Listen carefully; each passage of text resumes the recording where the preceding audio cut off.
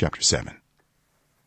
When the Lord your God brings you into the land you are entering to possess and drives out before you many nations, the Hittites, Girgashites, Amorites, Canaanites, Perizzites, Hivites, and Jebusites, 7 nations larger and stronger than you, and when the Lord your God has delivered them over to you and you have defeated them, then you must destroy them totally.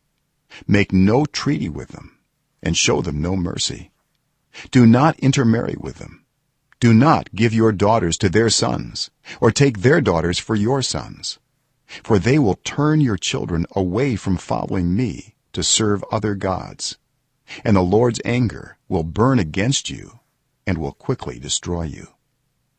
This is what you are to do to them: break down their altars, smash their sacred stones, cut down their Asherah poles, and burn their idols in the fire. For you are a people holy to the Lord your God.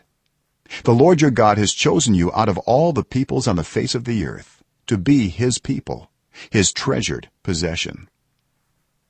The Lord did not set his affection on you and choose you because you were more numerous than other peoples, for you were the fewest of all peoples, but it was because the Lord loved you and kept the oath he swore to your ancestors, that he brought you out with a mighty hand and redeemed you from the land of slavery, from the power of Pharaoh king of Egypt.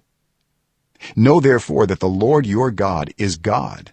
He is the faithful God, keeping his covenant of love to 1,000 generations of those who love him and keep his commandments.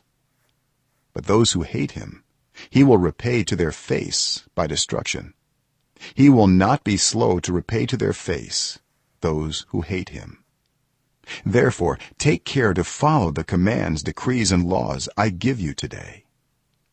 If you pay attention to these laws and are careful to follow them, then the Lord your God will keep his covenant of love with you, as he swore to your ancestors. He will love you and bless you and increase your numbers.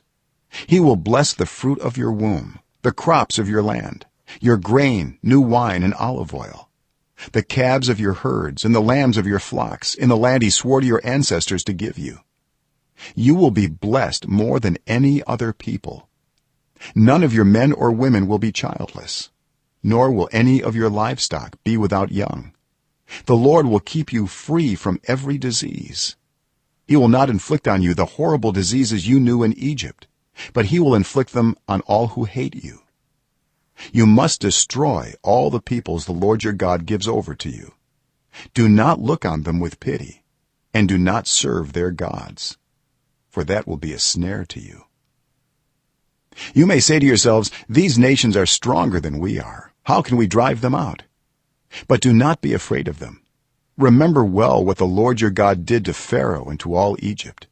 You saw with your own eyes the great trials, the signs and wonders, the mighty hand and outstretched arm with which the Lord your God brought you out.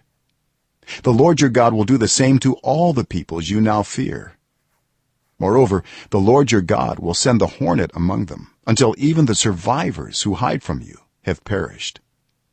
Do not be terrified by them, for the Lord your God who is among you is a great and awesome God. The Lord your God will drive out those nations before you, little by little. You will not be allowed to eliminate them all at once, or the wild animals will multiply around you. But the Lord your God will deliver them over to you, throwing them into great confusion until they are destroyed. He will give their kings into your hand, and you will wipe out their names from under heaven.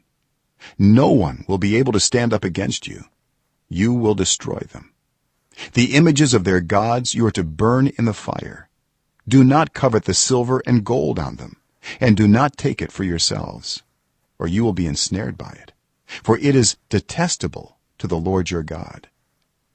Do not bring a detestable thing into your house, or you, like it, will be set apart for destruction. Regard it as vile and utterly detest it, for it is set apart for destruction.